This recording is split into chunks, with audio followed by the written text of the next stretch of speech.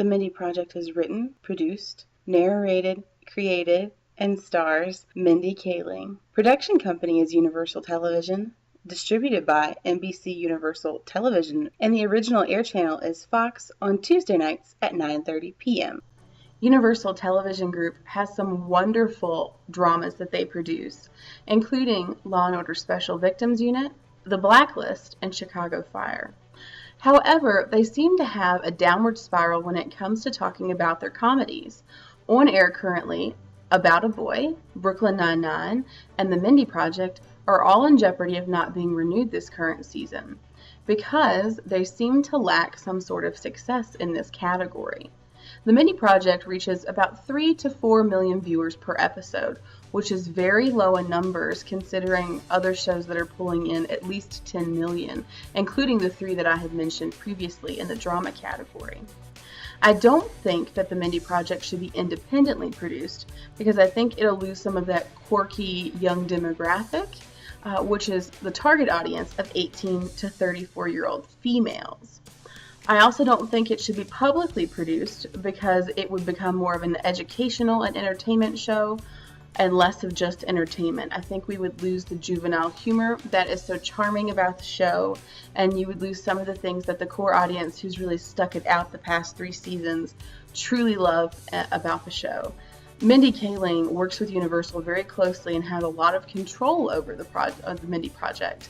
And that's really important to, I think, the voice of the show and how it's very specifically Mindy Kaling's voice and her thought process and her vision of what's going to happen with the characters in their lives. The Mindy Project is about a group of doctors and their co-workers at an OB/GYN office, Schulman & Associates, in Manhattan, New York, specifically focusing on Dr. Mindy Lahiri. Mindy Kaling wrote the show not to be about fictional characters, CIA spies, but real women who are strong, who appeal to her demographic of 18 to 34-year-old females. Diversity plays a huge role in the show as well, although sometimes it's borderline stereotypical, and it might be offensive to some because it's so specific on the stereotypes. In this photo, you'll see not just one race, but also different socioeconomic backgrounds. There's a crazy elderly woman, a pretentious Englishman, the previous felon, stylish Indian female, Irish Catholic mama's boy, previous Mormon, and poverty-stricken African American from Harlem who's excellent at basketball.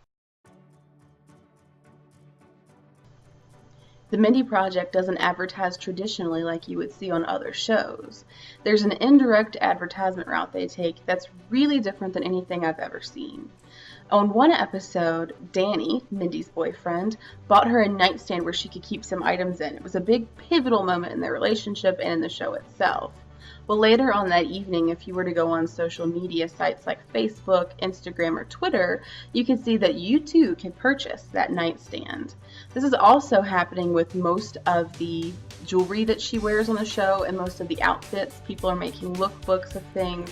It's very, very important for that trendsetter female that they're trying to reach demographically, that they get them to purchase this advertisement, essentially purchasing the materials and the products that they place in there.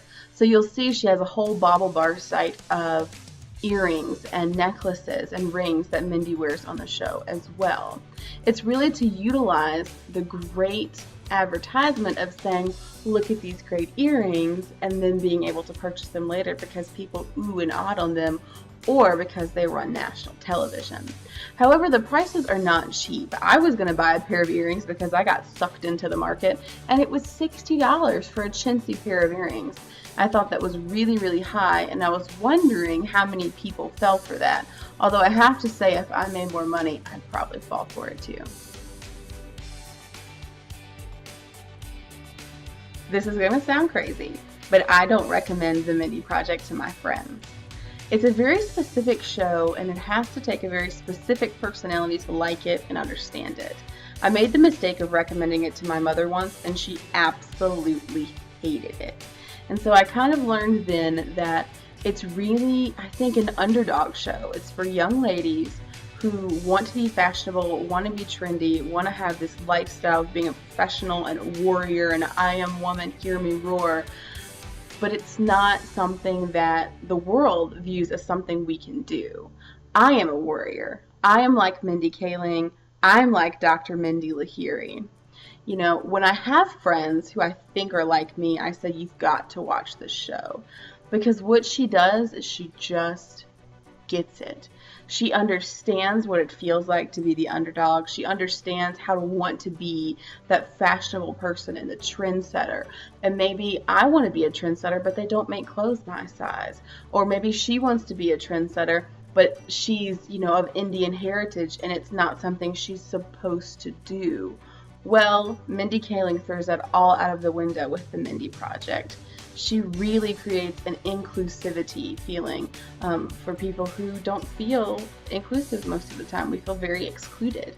So from a semi-professional standpoint, from a person in a career who really wants to further themselves but still wants to be trendy and hip and not boring, I say thank you. And if you're the same way, I encourage you to watch the Mindy Project. Otherwise, just skip it.